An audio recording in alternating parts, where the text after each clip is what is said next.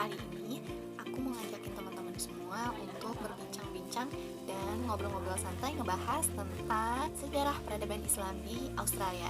Oke, sebelum itu buat kalian, sebelum kita ngobrol-ngobrol lebih jauh lagi, aku mau ngingetin jangan lupa like, subscribe, dan komen di kolom komentar. Oke, sambil nunggu laptopnya nyala, aku mau latar belakang aku ngapain aku ngajak kalian ngobrol-ngobrol santai dan ngebahas sejarah, karena aku pengen kita sama-sama tahu sejarah Islam di negara kanguru, yaitu Australia. Dari mulai aku akan ngejelasin demografinya Australia itu sendiri, lalu ada sejarah masuknya Islam ke negeri kanguru, lalu ada jejak-jejak peradabannya, terus ada tokoh serta organisasi Islam di Australia, dan ada kehidupan umat Islam di negara Australia beserta problematikanya. Kalian tahu nggak sih, sebenarnya Australia itu adalah negara yang berada di bagian selatan dunia, yang dimana negara ini merupakan benua terkecil di dunia. Jadi awal mulanya itu ada kerajaan Islam di Indonesia, yang tepatnya itu di kota Makassar. Nah, kerajaan ini tuh bernama Kerajaan Goa. Nah, penduduk dari Kerajaan Goa ini yaitu mayoritasnya Islam, karena ini kerajaan Islam. Nah, lalu penduduk Kerajaan Goa ini bersuku Bugis Makassar, yang dimana profesinya itu sebagai pedagang serta nelayan. Selain datangnya para pedagang dari Makassar, Indonesia, populasi muslim pertama dalam jumlah yang cukup banyak pun datang dari penunggang unta pada tahun 1800-an. Dan penunggang unta di sini tuh yaitu dari Afghanistan, bukan? Lalu sejak tahun 1870 sekitar 20.000 unta dan 2.000 sampai 4.000 penunggangnya, pengembalanya didatangkan dari Afghanistan ke Australia. Nah, setelah itu banyak kan di sana, mulai banyak umat Islam yang tinggal di sana. Jadi sejarah masuknya Islam ke Australia ini, ke negara kanguru ini, dimulai dari awalnya itu penduduk Indonesia yang pergi berdagang serta berlayar ke negara Australia ini, karena mereka berpikiran bahwa emang negara Australia ini tuh ternyata letak geografisnya tuh dekat dengan Asia, bahkan Nusantara gitu. Makanya mereka langsung pergi ke sana dan berinteraksi, bertukar kebudayaan, sosial, bahkan agama pun di sana. Jadi muncullah agama-agama Islam di sana. Nah, awal mulanya tuh seperti itu. Itu kayak gimana? Dan yang ketiganya ada jejak-jejak peradaban Islam di Australia. Apa aja sih? Di sini ada 3 poin. Yang pertama itu pembangunan masjid, yang kedua itu ada pendidikan, yang pendidikannya bangunan-bangunan pendidikan, dan yang ketiga itu ada politik. Oke, langsung aja. Poin yang pertama ada pembangunan masjid. Nah, pembangunan masjid di Australia itu tuh didirikan sekitar abad 20 tahunan gitu. Nah, dibuat oleh arsitek Australia sendiri yang bernama Brisbane. Nah, mendirikan masjid lengkap dengan Islamic Center di bawah pimpinan Faisal Mecca pada tahun 1967 di Queensland. Oke.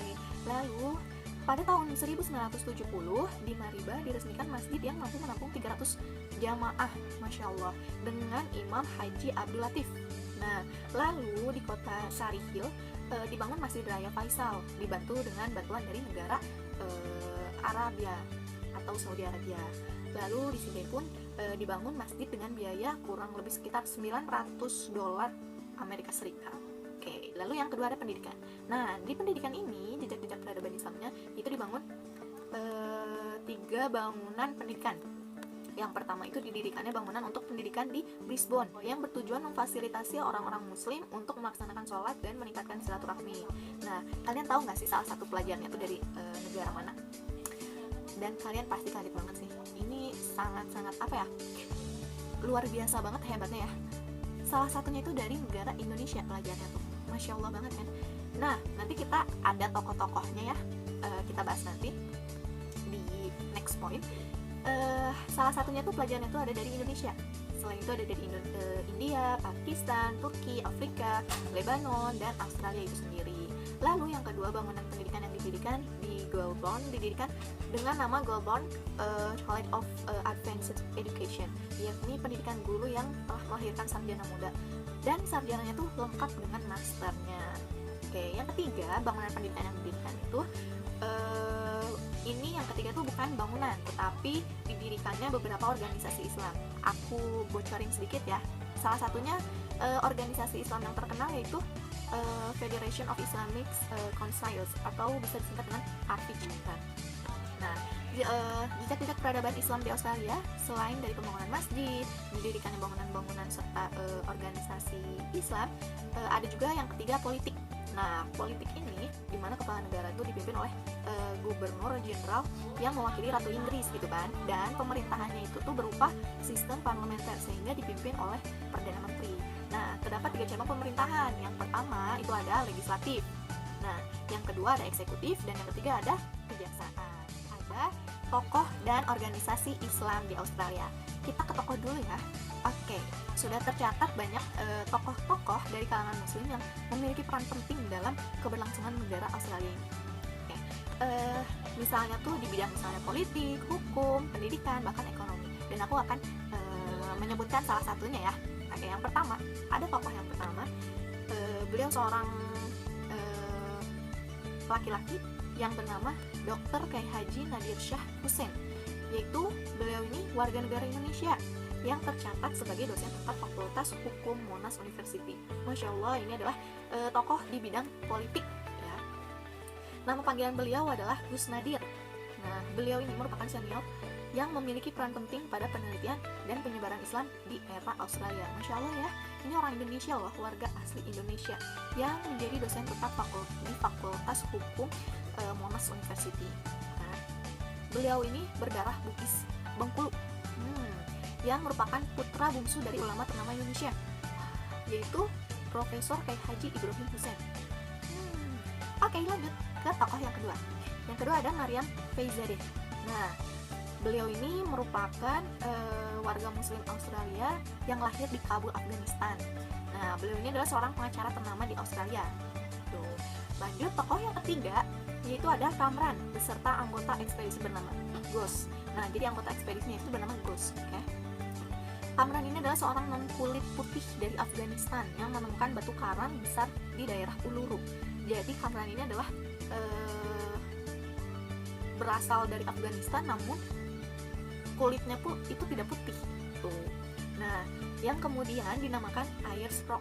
Lalu yang keempat, tokoh keempat ada seorang muslim bernama Al-Lanah dengan memberi nama Bukit Al-Lanah yang terletak 28 mil arah tenggara Uluru.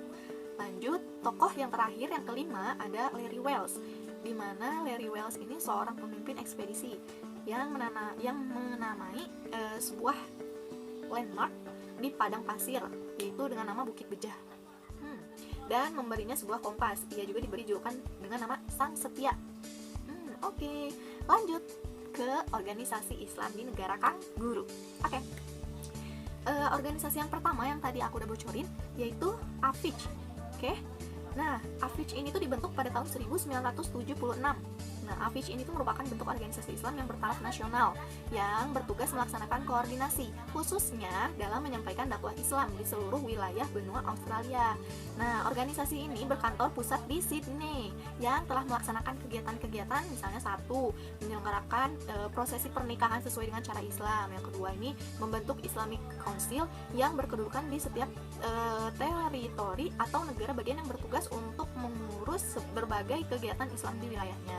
Lalu yang ketiga ada mengadakan kerjasama dengan pemerintah Australia dengan proses penyembelihan hewan-hewan yang dagingnya akan diekspor ke negara-negara Islam.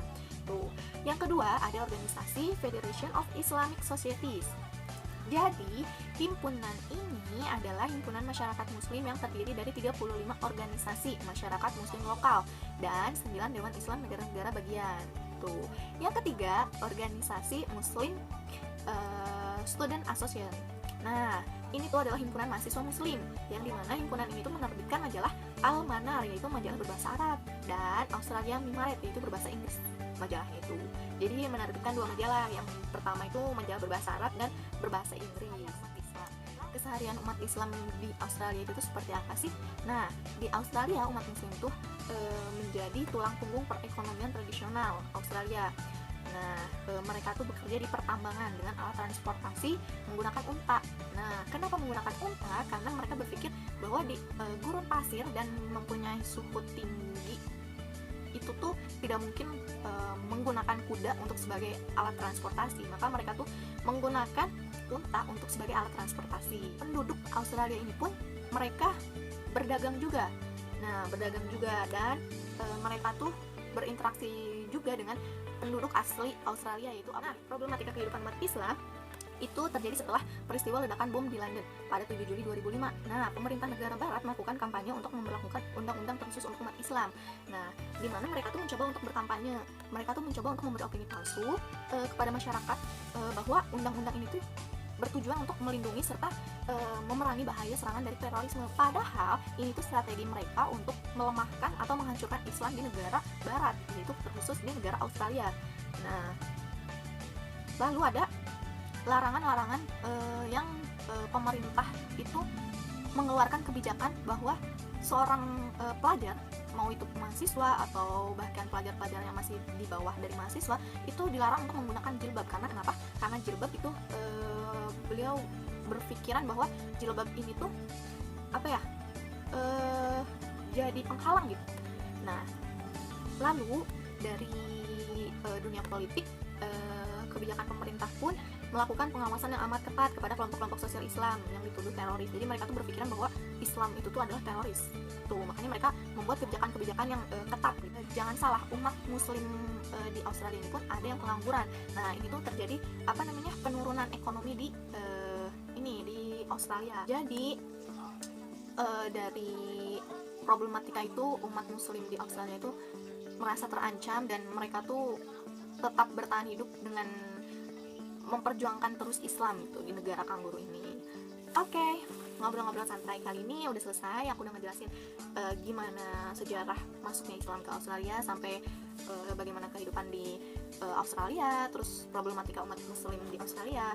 Oke, mudah-mudahan apa yang kita tadi obrolin dan aku sampaikan, mudah-mudahan itu jadi ilmu yang bermanfaat untuk kita dan menjadikan menambah wawasan ilmu kita. Amin. Oke, cukup sekian. Jangan lupa terus nonton channel YouTube aku, jangan bosan-bosan. Sampai ketemu di next video. Jangan lupa subscribe biar kalian bisa tahu video terbaru aku, dan jangan lupa like serta komen. Oke, assalamualaikum.